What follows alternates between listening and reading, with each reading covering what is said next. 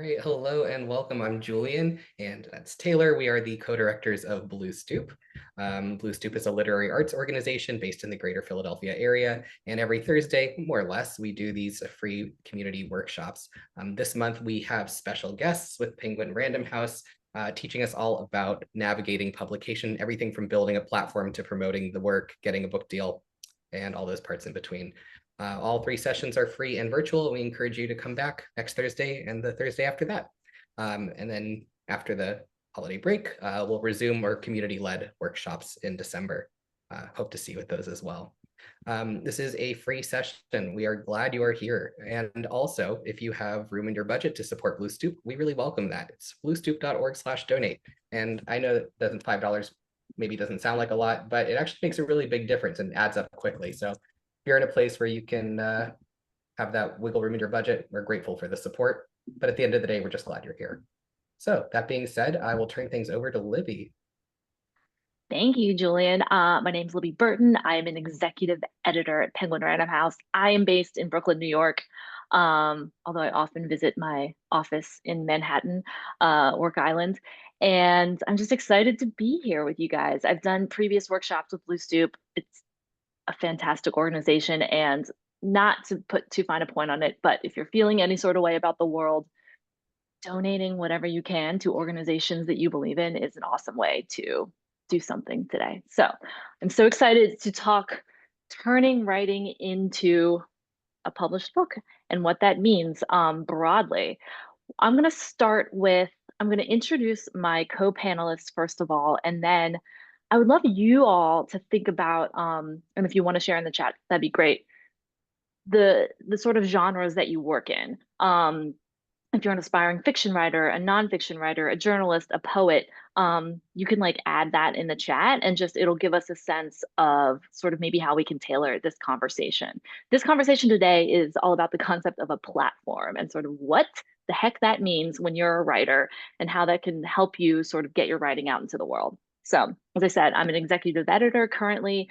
Right now, I work on 99.9% nonfiction. I have one fiction project that I'm working on and I'm excited about, but most of it is nonfiction, and that is memoir, sort of feminist-minded political stuff. I recently published a book by Jessica Valenti called Abortion.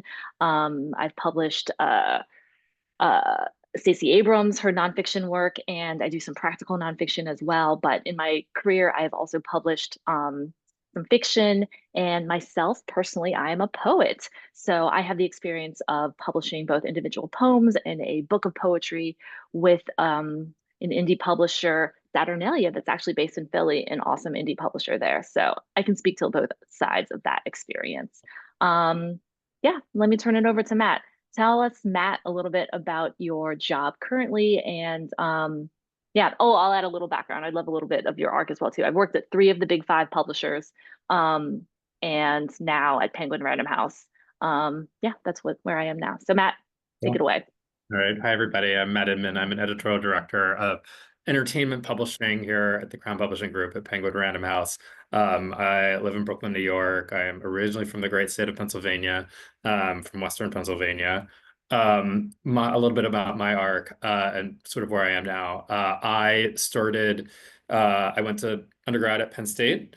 And then I finally escaped Pennsylvania and came to New York, where I worked at ABC Sports and ESPN for a year. And then from there, I moved. I was working in television research, and then I moved to HarperCollins, where I was for about 6 years.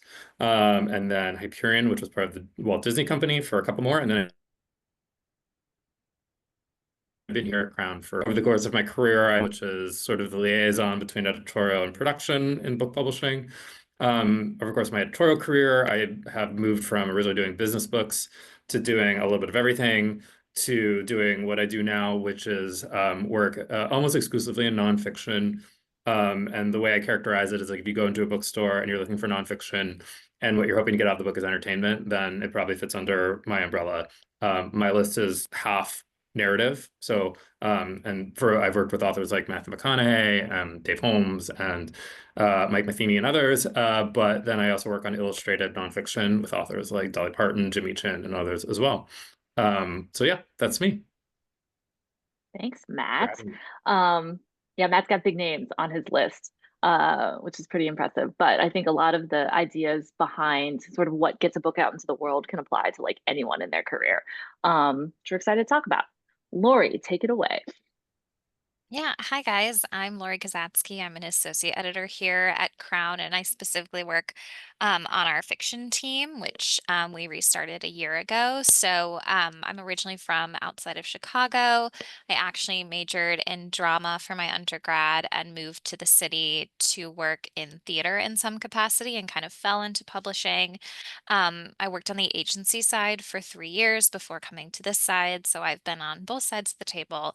Um, and when I was on the agency side, we did everything from children's books to memoir to YA to all kinds of fiction. And then that just kind of gave me experience in a bunch of different sides of publishing, working with different editors, different houses, different age groups. And I just kind of fell in love with adult fiction and nonfiction. And I worked at Henry Holt at Macmillan for about little like 2.5 years after working on the agency side.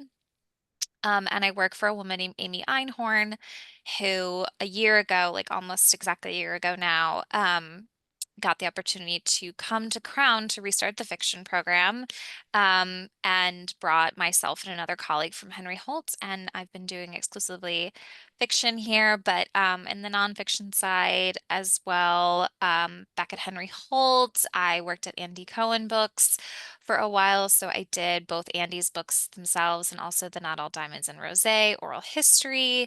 And then I also worked for an editor there who did a little bit more literary fiction, um, including working with Alison Esbach, who's a little bit more like commercial of that, who wrote The Wedding People.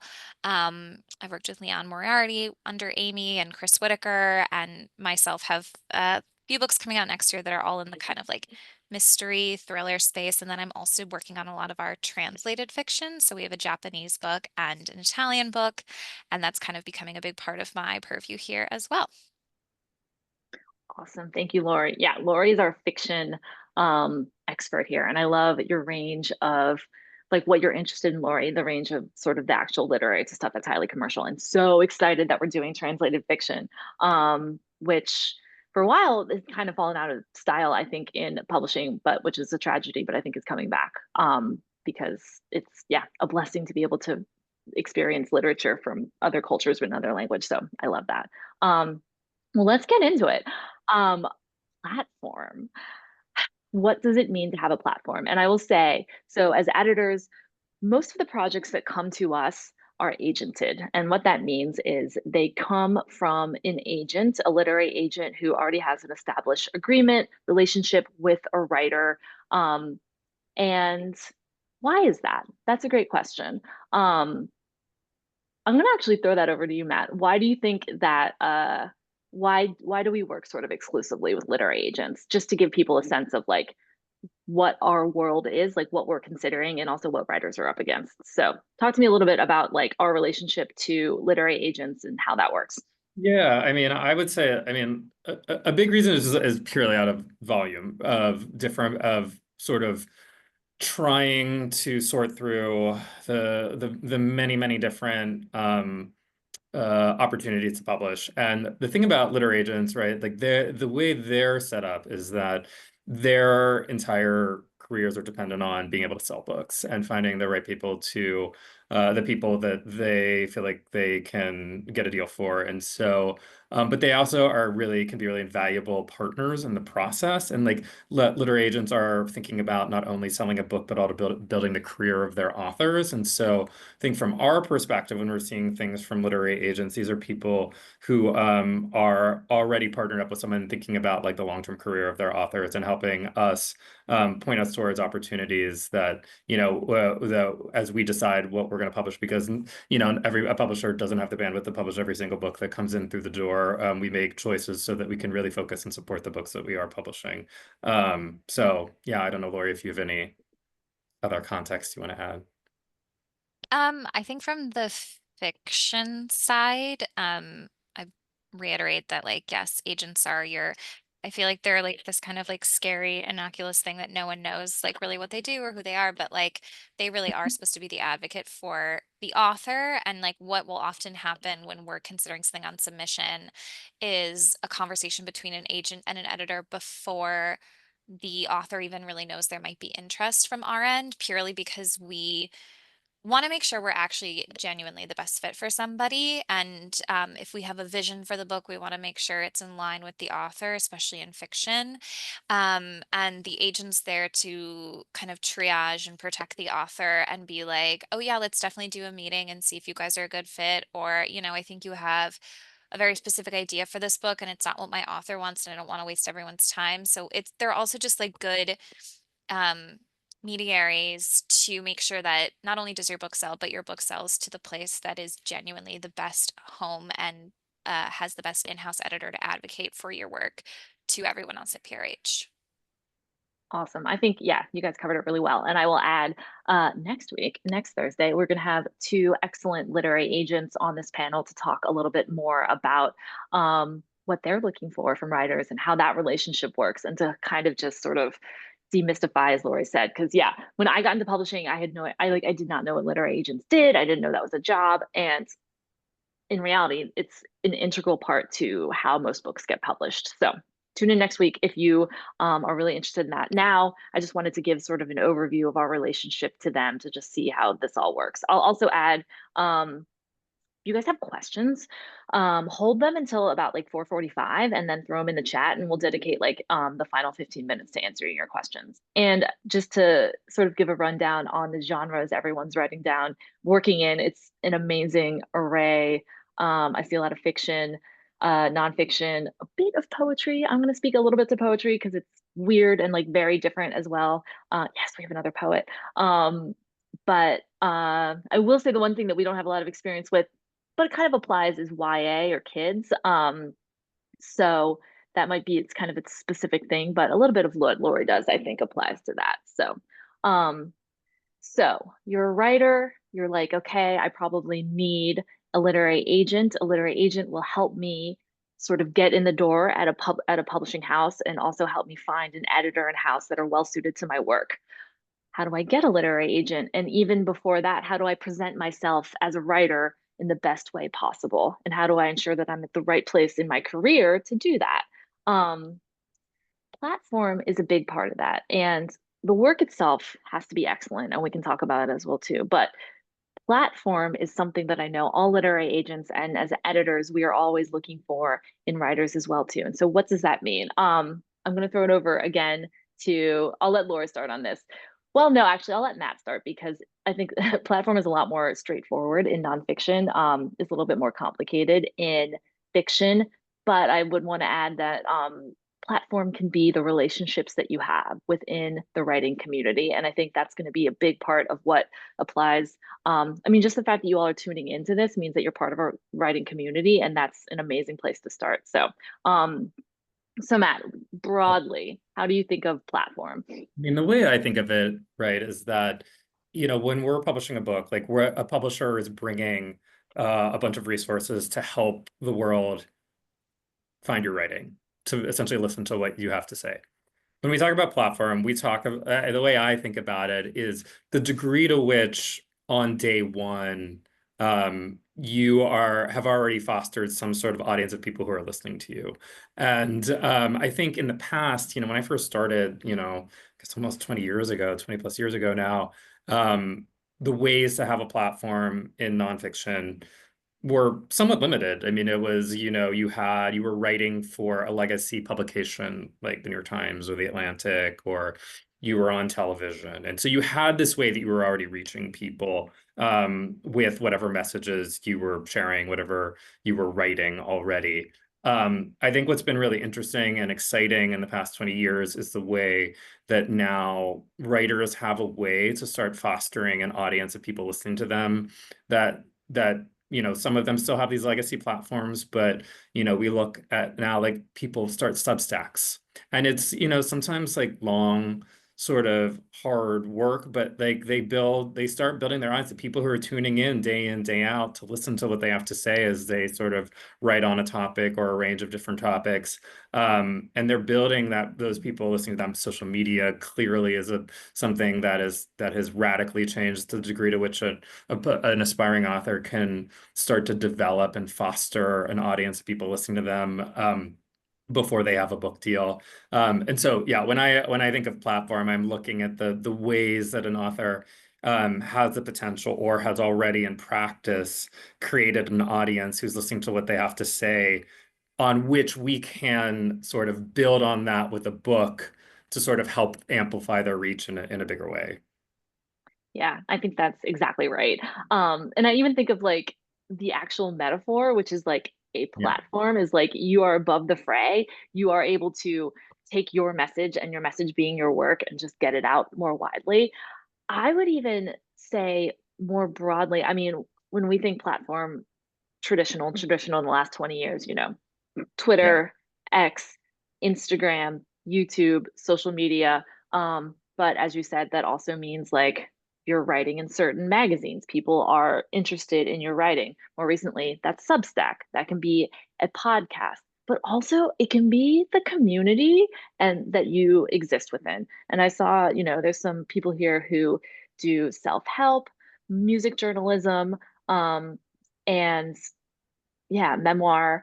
Um, I do a fair amount of prescriptive books, and you know, someone might not necessarily have a huge like Instagram following if they're a therapist, but they're connected to all the best therapists in the country, and they know who is doing what. They know where the research is coming from, and they were able to then, you know, share their book with those people when it comes out and sort of spread the word that way. So when you think platform, I don't want you to just think about like, oh, I have to build, you know, a Twitter following that's huge for whatever reason. If that doesn't feel authentic to you, if that feels authentic to you, go for it. And I think it's great. One of the first books I published is called So Sad Today, which is a collection of essays by a woman named Melissa Broder. She was a poet, but she had built a huge Twitter following at a, you know, her handle being So Sad Today, where she just sort of tweeted like hilariously existentially dark observations about the world. Turns out she was also an amazing writer, but we were able to sort of spread the word about her amazing writing through that Twitter feed. So that's like kind of a simple one-to-one. It's a lot more complicated these days, but yeah, I don't want writers to be intimidated by platform. I want you to think sort of like broadly about what that can mean, which is I'll turn it over to Lori and tell me, Lori, what does platform mean in fiction? And what can it mean or should it mean? Um, it's something that is much more about like who your connections are.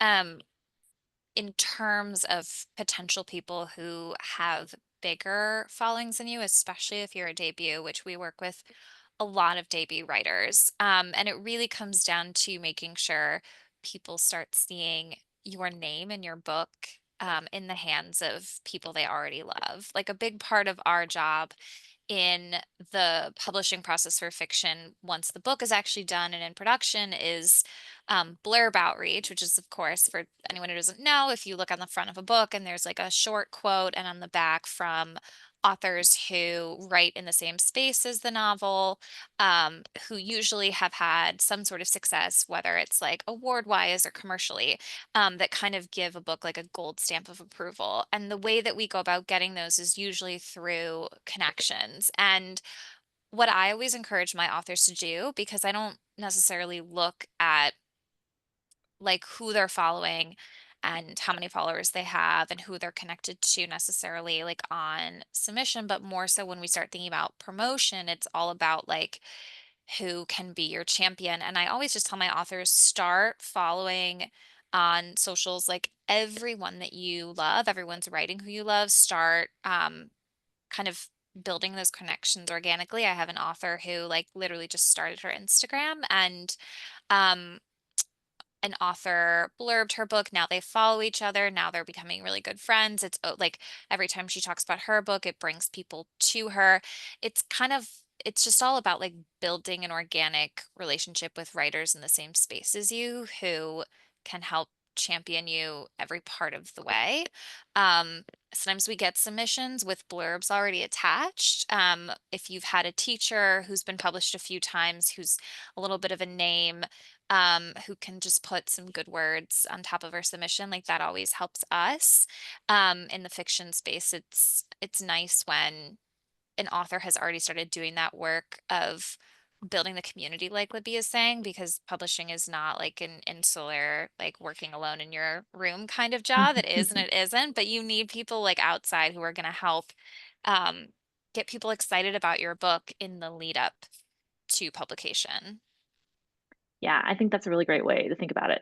Sometimes I get, a little depressed about the idea that like you can't just be a great writer and just sort of like put it out there, that you sort of need this extra thing, and which is the truth in 2024. You need this, you need others to sort of spread the word for you.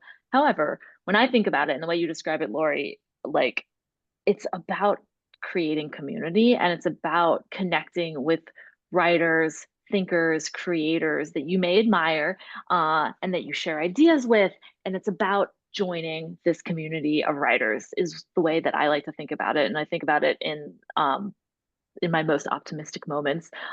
Building a platform is, yeah, creating a community, which is really beautiful, which I think is why we're here in publishing. We love ideas and we think ideas can change the world, and we want to share them with people. So that's how I like to And I think about it. think, Yeah, go ahead. oh, sorry, I just was going to add to that and say, like, that's what's exciting to me about kind of coming into contact with writers who are sort of writing pieces at different lengths and at different scopes, before book length writing. Like maybe they're writing, again, if it's like back in the day, it was people who had blogs, and now it's maybe a little bit more Substack. But maybe people are writing 100-word pieces, 200-word pieces on a particular topic, and they're building a group of people who are really love what they have to say and how they write about it, and to see how maybe in this, but they've like it's a blend of like things that are happening right now in culture, which are perfectly done in something like Substack or a blog, which are going up like instantaneously. Whereas with books, the scope is usually bigger.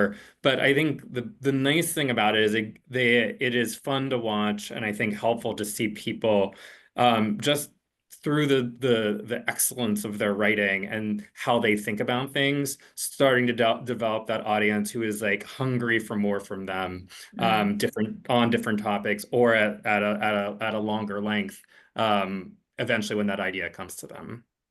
Yeah, it is. And it's exciting, and it can be a really cool thing in a lot of ways. I had a question, which I probably am going to know the answer to it, that you guys both are going to say. If a writer asks, like, should I concentrate on platform or the actual work? What do you guys think the answer is?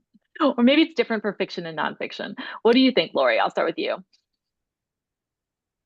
Well, it always comes down to the work itself. Mm-hmm. I mean, one of the reasons I think we love publishing debuts is because it's somebody who like is totally unknown to the publishing world, and we have the vision for the book and we're going to like help make them known, and then it will boil down to how good the book actually is to see if it has like a long life. And also like kind of going back to your previous question too, it's like there's a lot of cross pollinating in the business. So even though like I only acquire fiction for the most part, I follow a lot of writers in the nonfiction space who I think have wonderful like narrative voices, and who I've found organically through, you know, reading places like Vanity Fair and Refinery 29, but also just like funny Twitter following that I've gotten like suggested to me because I'm in like a lot of that kind of writing community online. And if I get in a novel or something from someone whose name I recognize in any capacity, like that means a lot to me, and that gets bumped up to like the top. And it's because I've been a fan of their work already in some capacity. So yes, it always comes down to the actual book. That's more important than a literal platform. But I think that's really interesting to think about it, and it connects exactly to like what Matt was saying, because then you, as the editor, become the audience that this writer is, spreading their word about, and like be that on Twitter, be that, on some other platform. Then you are part of that audience, and you're like, okay, let's go. Like I know that there's an audience eager to read something by this writer. So yeah, I think that's also like a really beautiful way to think about that. Matt, what do you think about in your arena nonfiction platform versus the writing on the page? I mean, I feel the same way. I mean, like, right, it always comes back to the work. Like, the work has to be good, right? It's kind of like this isn't a perfect analogy, but it's like, okay, now you have a microphone of you, like, what do you have to say? Like, when you have your opportunity in front of everyone to, like, say into the microphone or into the,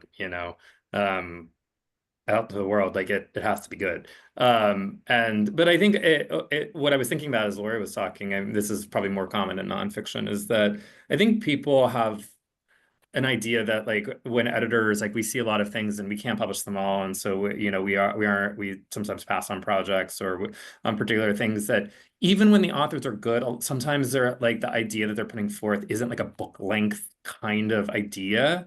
And so I think that you can have the best platform in the world, but if, like, the idea doesn't warrant like a full book, it is actually not like a good idea to go forward with it, because, like, the actual writing, the actual scope, the conception of the book has to be right. And that's where, like, I think that, like, work and building your platform, a lot of these people are writing for other outlets, or they're writing sort of online, and, like, use those other pieces like that, where, like, the scope is a little bit smaller, to help foster that audience. And then when you have that sort of big idea, they'll be there for you. They'll be there and they'll be listening when you have that smart thing to put out in the world, to connect, that really, really is meant to be the book, that is worth the time and the effort and the sweat and the blood and the tears and everything that goes into, like, publishing a book in all of the best ways. So I guess that's how I see those two things living next to each other. That idea of, like, the idea, and especially for nonfiction, has to be book length. Also, you guys, I would be interested in, and this is for the audience, where do you guys sort of, what social media platforms are you following? What sort of, journalistic endeavors are you reading? Because I'd love to sort of dig in a little bit on specifics of platform and different sort of arenas in which writers establish platforms. So if you guys want to put in the chat, where you consume media, or sort of like what you think of as platform, that'll give us a good sense of, like, what we could speak to in a lot of ways. I'm seeing a lot of TikTok, Threads, Instagram, Substance, which I think means Substack, YouTube, Instagram. Yep, all the classics. Yeah. Is anybody reading? Is anybody reading magazines? Not so much anymore, I'd say. Which is interesting, because I think, maybe Matt, you and I, when we both got into publishing, a lot of maybe the nonfiction writers we were working with might have been coming from Harper's or N+1, or sort of those. What is a magazine? What I is know. a magazine? Which is totally real. I will say that, it's, everything's sped up, and online is the place to actually sort of connect with readers across the board. So it's a lot of social media. I will say, to talk social media for a minute, a following is great, and we work with a lot of writers with huge followings. The engagement of that following is really makes a huge difference. Like, are you a celebrity who's just posting, like, beautiful selfies, or are you someone who really understands how social media can create a community? I'll take the example of, I'm publishing a writer next year named Courtney Gustafson, and she is Poet Square Cats on Instagram, and she has created an Instagram about the community, I would say the colony of feral cats that lives at her house. But beyond that, she has created a community on Instagram, and specifically TikTok, that is about sort of, one, caring for cats and the narrative of the cats in her life, but also, what does it mean to take part in your community and try to make your community a better place? And while I think followers come to her for the stories of the cats, I think they come to her for bigger ideas about how we take care of each other. And she's a freaking phenomenal writer. I would not just sign up a book by someone who's a very popular feral cat TikToker if they couldn't write. So that kind of goes back to the idea that you need to do both. But I will say, I get a little nervous about TikTok in certain ways, given also the state of our US government, and, like, will it stick around, and will this be a platform that lasts? So that's a real concern in a lot of ways. And as you know, someone mentioned at top, Twitter is dying. It's very true. I would say, wouldn't you say, you guys, like, we would talk about Twitter followings in our editorial meetings in the last few years, in the last couple of years, that's just completely like fallen off. And I think Substack has then taken a space where TikTok may have left. So yeah, Lori, what about, I would say, social media for fiction writers? Is it Twitter? Is it Instagram? Like, what are people doing? Like, what's the go-to place? I think Instagram, once the book is sold, becomes a huge friend of ours. TikTok is one of those platforms I think that's like very hard to crack. It's a little bit like lightning in a bottle. And sometimes I find that content on TikTok can feel like more easily inauthentic rather than a static Instagram post. But there are so many authors who are just constantly posting about like what they're reading. There are a lot of big editors at places like Amazon, or major booksellers who have like really avid followings of people who want to know like the next cool thing to read, like the next season that they, from debut authors or people they might not know about. And I've personally found, like, just by following a bunch of people, I'm getting fed the same kind of people, and I'm finding like debut authors that way. I'm doing research of like who's posting about what. Like I love, like if I, Emily Henry is a great example. If you've ever looked at her Instagram, she's such a supporter of authors who have both been published and not published before. And she's constantly posting about what she's reading. And people like her, I'm kind of just always looking and like what's coming across your desk, what's percolating. I love reading comments and seeing what people are saying about the book. Um, Goodreads is also, we haven't really talked about that here, and Yeah, it's like Goodreads. not technically social media, but like there's some people who, because they have followings in other ways, are also very active there. And it can sometimes legitimize people in a way, which might be an odd word to use here, but it's such a like intellectually based platform where people are like very honest and share a lot of their thoughts, and like reviewers kind of become known on there. So I'm kind of always on Goodreads somehow too, just seeing Mhm. like what the general public is saying about books. And if like a book is a sleeper hit, sometimes we'll go to the Goodreads and be like, what did the people love that made this book kind of come out of nowhere? And I think Instagram and Goodreads are like our kind of number one friends, and I leave the TikTok to my marketing team who might know a little bit more. Totally. I love that tip about Goodreads, and I think that could actually be a good piece of advice for a fiction writer too. Like, as if you're a writer, you're aspiring to write in a certain genre, to look at what other readers are simply saying about a book and like why it works, right? 'Cause, like, as an editor, we're always trying to answer that question, like what makes a book take off? What makes readers flock to it? And that's kind of a cool hack to just go on Goodreads and see like, okay, so like this is what worked about this book that might be a bit of a surprise. It's also Um, a place that authors tend to have really great flesh out profiles on, and will often like mhm. start engaging with fans. And it's a way that a lot of our authors have just like continued to stay relevant and be invited to like more like local book clubs that have tons of readers and people engaged. It's just like one of those places that like the avid fiction reader is chronically living on and putting their opinion and like making a lot of connections with people like literally through Goodreads. It technically is Yeah, social media. You can like friend people. It's like it's very interesting how it's kind of stayed extremely relevant, even though it's like a little archaic of a platform. yeah. I think that's awesome. I also think that's a great place to start. Like, if you feel as though you don't live in sort of like, I don't know, a literary hotspot, you're not in New York, I'm not like, or San Francisco or whatever, like you can make those connections online. And like Goodreads is a great, great place to do that. Oh, Storygraph. That's good. Oh, yeah. How do you feel about Storygraph, Lori? So that this is when I start feeling old, but it took me a long time to know what Storygraph was.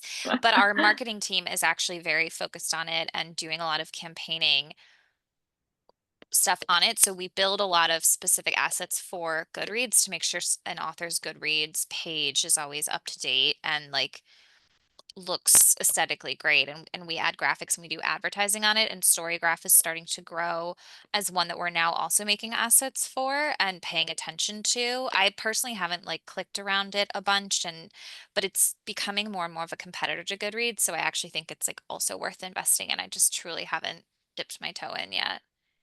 Yeah, that's yeah. Yeah, we always have to be, our marketing people are always like a step ahead of us as editors because we're just like reading the stuff. Um, Matt, question for you. If there was one sort of like traditional place or a couple traditional places that still make you sit up and listen as like an editor because someone's been published there, like, do those exist? Are there any? By traditional, you mean like Like like magazines, yeah, and like traditional magazines, or yeah, basically. yeah, sure. I mean, not necessarily for like my books, but like, right, if in general nonfiction, like if someone is, writing for the New Yorker, I can only say like, for example, when I observe how people react, like, right, these are people who are thinking through sort of big, serious like topics in a consistent and sort of really thoughtful way. Like I think some of those still matter. I think like, some of the traditional like New York Times, Washington Post, sometimes Atlantic. I mean, for on the entertainment side, I mean, I think if people were it's funny, like I think in the past I would have been sort of more like it was like someone wrote for EW or someone wrote for Hmm. like New York Magazine or for Vanity Fair or Yeah. Hollywood Reporter and these kind of places. And it's not that those things don't matter. And certainly if people are writing books about media or about the media industry, those kind of platforms are helpful. Like partially to get news out, but also because it means they're really connected in the worlds that they have to be reporting in. Hmm. I feel like now I just think writers in the space have more ways to sort of foster their own fan bases and their own sort of readerships.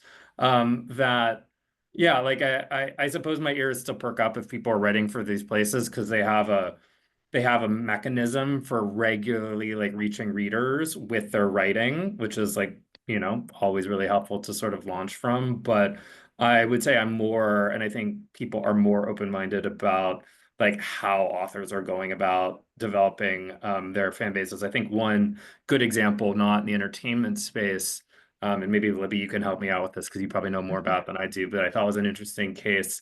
There have been a couple of sort of popular history or sort of kind of political cultural books, one by Heather Cox Richardson that I was came out just last gonna think of year, her. Yeah. and Yeah. then this book by Sharon McMahon, Yeah. on May that came out this year. If I understand correctly, their primary platforms were Substack. They had Yeah. registered an audience who were really interested in how they wrote about history or political science or political culture in these platforms. And I think like those books have sort of jumped out the gate in a way that people writing for places that in the past would have conveyed more gravitas or more credibility or whatever. I think readers are more making decisions on what they like than like, oh, it's by this place that I trust. And we Yeah. could have a long conversation about what that means, but I think it is a reality, yeah, just objectively that's happening more and more. Totally. I was going to talk, that's a good segue into Substack, because I think it's a great opportunity. I actually think I will say I will agree with you, Matt. Like if a writer is published in the New Yorker, the Atlantic, the New York Times, we still get like a little excited. But that would not make the difference whether or not we like acquire something because it would have to be in the writing. Yeah. But I would say there's a lot of books published recently by, say, like staff writers by the New Yorker who might not have performed as well as those two books. And I also published two authors, Jessica Valenti and Liz Lenz, who had sort of built platforms on Twitter and over the last couple of years have moved their work to Substack with tremendous success. Liz with her newsletter called Men Yell at Me, and Jessica with her newsletter called Abortion Every Day. And Substack has given them the opportunity to say more than, 140 characters and to really build a community because they can have sort of Q&As, they can have actual sort of interviews and media on there, and they control it. Like they control all of it. And also there's I wouldn't say it's a privacy, but like when you're publishing just to your followers in this way, you're like not necessarily getting trolled. And I think that's something, especially for women writing on the internet, is always a factor in a certain way. But yeah, Substack is a really great thing, I think, in a lot of ways, not for journalism in general. And I think the magazines would not say that, but I think it can be really great for writers, and it's democratizing in a way that I think is awesome in so many ways. Yeah, and I feel So like, you know, yeah. you can't, I mean, of course, people writing for some of these sort of more traditional platforms are also benefiting from working with a bunch of talented people, editors on their team and others that are like helping shape their stories before they're coming out. But I do think one of the, you know, upsides for people who have built, you know, sort of followings in these other places, they just have a lot more flexibility. They can write, they aren't like locked into a certain word count. They're not like trying to commission something that fits necessarily in sort of the editorial mission or voice of the public. They're deciding what things they want to write about. And I think in a way that, right, one of the things is the difference between building your, is my platform the New Yorker, or is my platform Matt Inman? And I think like Substack are kind of like allowing people to like have people really come to sort of an individual's writing because they're writing on such an idiosyncratic set of topics and different modes and voices and, or not voices, but like sort of tones and formats. It just is it's a different, there's a lot of flexibility there. Cool. Yeah, totally. We're gonna open up for questions. So if you guys want to put questions in the chat, and then I'll just add to Lori and Matt, I want to close this with like one piece of advice that you guys would give writers. I have mine. Don't take mine. But if they're the same, then they're probably right. So think of that now. And we can look to some of these. And I realize I haven't talked about poetry. So if you guys have questions about poetry, like please put them in the chat and I can try to answer those as well too. Here's a question. How important is it to have pieces published in established lit journals, online or print, like the Rubbis and Granta, etc.? I would say those have less and less like bearing in a lot of ways, which is a heartbreak to me because I think they're amazing outlets, but I don't think that they necessarily have the reach that they once did. And I think that those literary magazines are kind of like falling by the wayside. Lori, what do you think about having like, if someone wrote a novel and had like a short story in a literary magazine, does that matter? Like, is that helpful? If someone's trying to sell a novel. It's right. No, it's one of those things where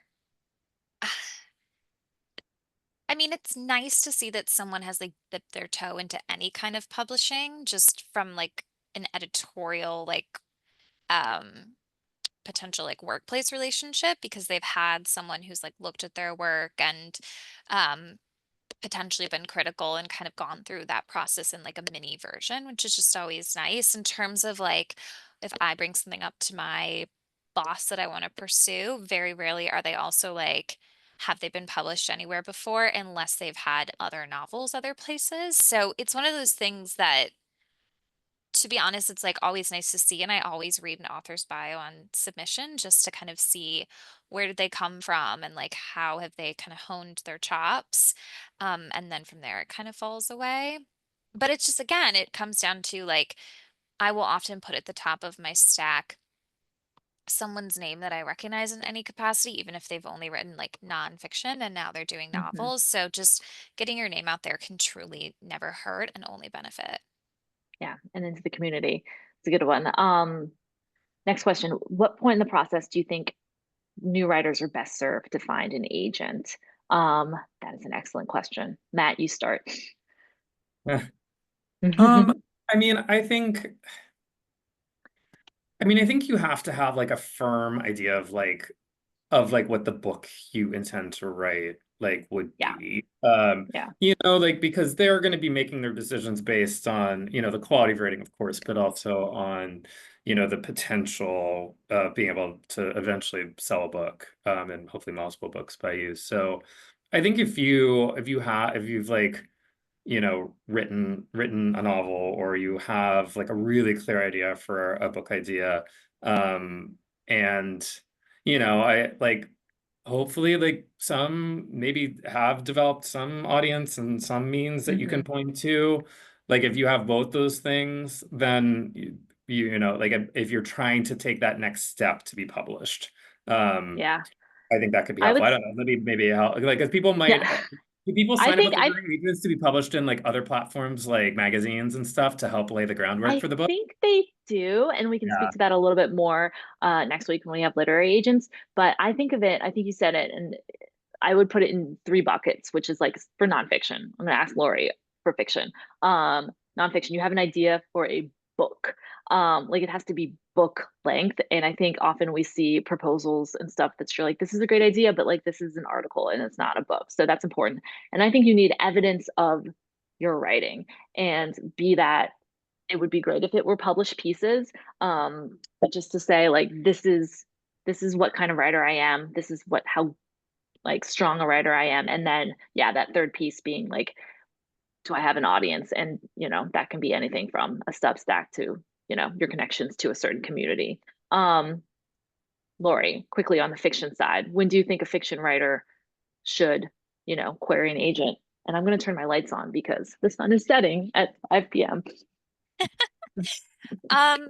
So I mean, with fiction, you have to have a full manuscript. It's very different than nonfiction. I know that agents usually ask for, I think it really depends on each person. I think about like the first 25, 30-ish pages for just a sample. And then if they like that, they'll ask for the full manuscript. So before you even get to sending your book out, like you have to have the whole thing written.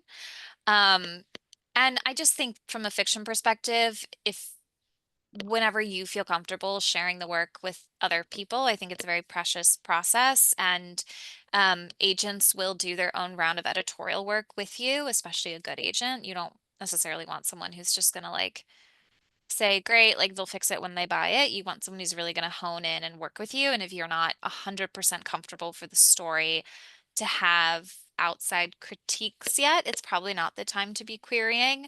But yeah, you do have to have the full thing written. Yeah, that's good because they're going to want to read it eventually. I'm going to answer this poetry question because yeah, too. What advice would you give a poet in cultivating their career wanting to bring in agents and publishers? Poetry is its own weird beast. And I would say publishing individual poems is definitely the way to start. And you can sort of establish a reputation in the world of poetry that way. And you don't need an agent for that. I would say you don't need an agent at all as a poet, and what little money you're going to get paid for that poetry, you should not give away to an agent unless you're like Billy Collins. Um, but I think poetry is published much more on the merit of the work itself, um, because a lot of poetry houses have contests in which you pay a fee as a poet to have your manuscript read by readers, mostly often blindly, so your name isn't actually connected to the work, um, which is pretty cool and pretty democratic. But I think this day and age, poetry houses are also trying to sell copies. And so if they can take on a poet that they know is connected in the poetry community, is going to go and do readings, is going to go to festivals, and is going to kind of be invited to festivals and do that, that's not a bad thing. But I would say everything we said about sort of concentrating on the work is like tenfold in the world of poetry. And I would say you don't necessarily need an agent because you can do a lot of it yourself. It's a lot of admin to like send out poems and to send out manuscripts, but it's possible to do it in that way. Um, yeah, let me got some very like in-depth questions about Substack, including like how to build a following on Substack. And I wish I could speak to that more sort of specifically. I think it does come down to often like the strength of your writing, but also making those connections. I know a lot of Substacks are able to grow because other Substacks will link to them or advertise them. So it is a matter of sort of building that community, following the writers that you already love on their Substacks, being in dialogue with them. And then if your writing is similar to theirs, I would say aforementioned my two authors, Liz Lenz and Jessica Valenti, they were like in conversation on Substack Tuesday on election day, which was a really cool crossover for their audiences. And they have big audiences, but you can do that on a smaller scale with other Substack writers that you might connect with. Libby, there's a question from Nico that I was wondering if I could answer about Yeah, like self-publishing and potential for something to get go turned for it. into traditional. So this is happening more and more, especially for fiction, where um, so specifically, we on the fiction side work a lot with booksellers and indie bookstores. We're very close to them. They can be really influential when you're doing early campaigns.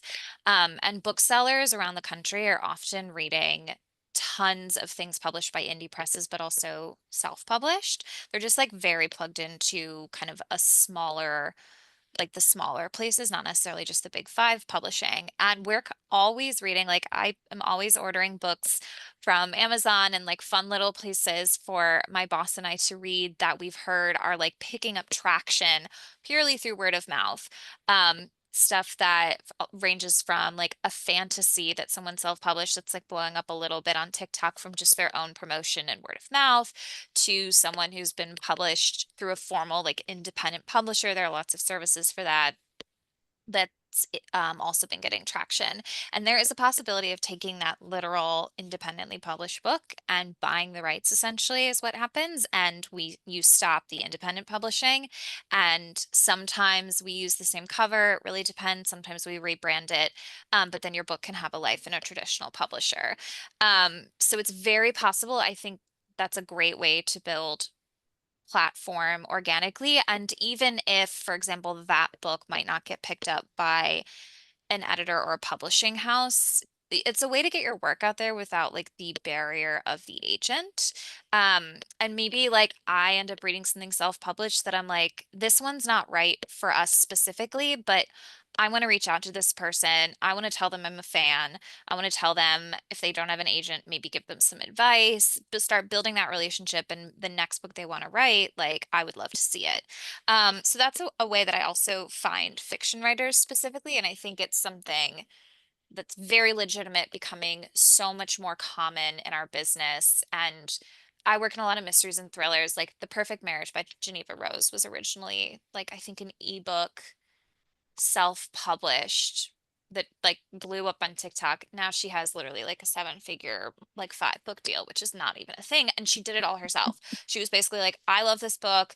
I'm going to do like a pretty simple cover. I'm going to like make it happen. And it really worked. And the agents are doing that too. They're always looking at the self-published stuff too. So on both sides, we're kind of always seeing who's putting their work out there really by any means necessary. And if we're finding an audience, there's totally a world that we buy it and publish it under our name.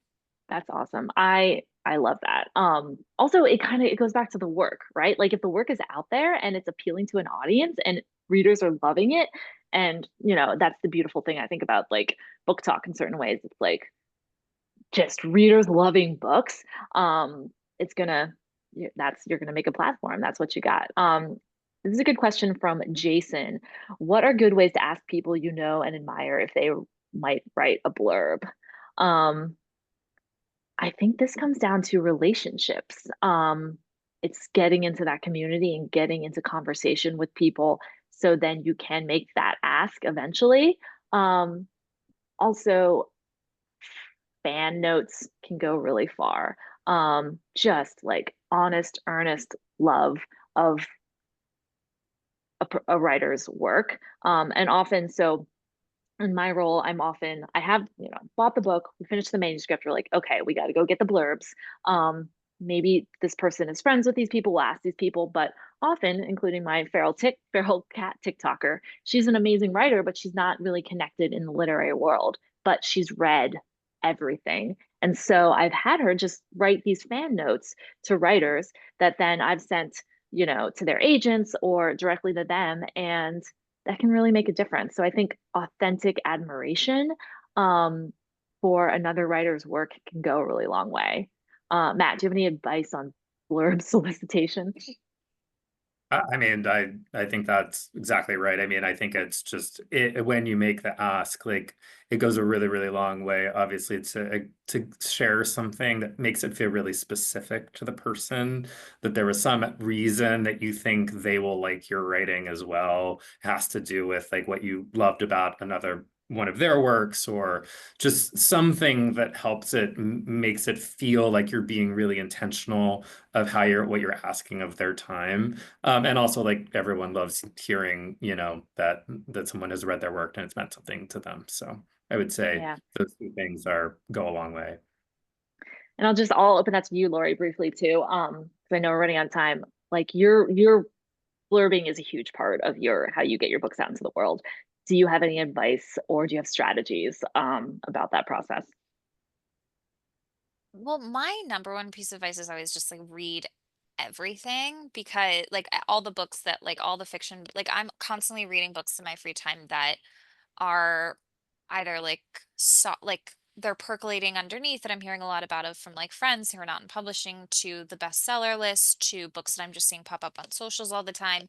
Whether or not it's a book that like maybe I would pick up myself, reading outside of like your typical purview is extremely helpful, because you might end up being a huge fan of something. It's important to kind of have a sense of like what everyone's writing and like the trends in the industry, but that's a really smart way to become an organic fan of someone. And like Libby said, truly, like an author will never get to a point, especially in fiction, where they're like, don't send me like don't tell Yeah, me that you yeah, love my work. exactly. Like Writers everyone needs that kind of love that. constant reaffirming. And we like have Yeah, an author, for example, who like, this is a pretty lofty example, but she like loves Ann Patchett and had been writing Ann Patchett for years. And then Ann Patchett blurbed her book for next year purely because she was so touched by this our author now, but this woman just like consistently saying like, your work means this much to me because of this, and it's specific and it's authentic and it's organic. Like, you're not going to write a letter for the sake of writing a letter, but yeah. Authentic fandom goes really far. yeah. And I'm quickly, because I have to hop off. Jared had a question about hiring outside publicists and publicists. Come to our session in 2 weeks, and we're going to talk about promoting books and how to get them out into the world. Lots to say about that. Real quick fire. One piece of advice for writers. Go, Matt. Oh, okay. So I'll be fast, but keep two things in your mind at the same time. One, make sure that your writing is your writing. Really focus on trying to make the voice of your writing be yours. Don't try to write like other people. However, at the same time, recognize that your book will be read by people who have read other books. It is very helpful, and doesn't diminish your work to say that I think someone who read these books will like my book as well, that this could be the next book for them. That's really helpful in positioning your book for agents and publishing. That's good. Lori. Lori, one piece of advice. Yeah. For fiction, I like to always say like no story is too weird. There's always the book that you're like on submission, maybe it sounded crazy or it has a crazy twist, but if a book works, a book works. So if you have an idea that you're like, I have no idea if anyone would ever want to publish this or buy this or care outside of me, if you feel extremely connected to it, just like follow that through line, because we're always surprised by the stuff that works and resonates. I love it. And I will say, sorry, y'all, go into a bookstore, look at where your book would sit in a shelf, read 5 books on that shelf. You don't have to buy them. If you buy them, great. Go to the library and get them. And with that, I got to run, guys, but this was great. Sorry we couldn't answer all the questions, but we'll see you next week. We'll keep talking. Bye. Awesome. Thank you so much, Olivia, Matt, Lori. This was such a great session. I know I learned a lot, and I think others did too.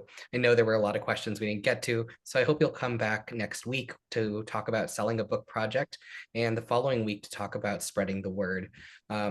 We also run Wednesday sessions where it's just like a drop-in co-working session, but there's always a little bit of time to talk to others who attend and ask them advice from your own community. So we always encourage you to check those out. I just pasted some links in the chat where you can fill out a quick feedback survey about this session and the upcoming ones, fall classes, upcoming events, our weekly newsletter, and of course, if you're able to, supporting Blue Stoop. Thank you again, and enjoy the rest of your day.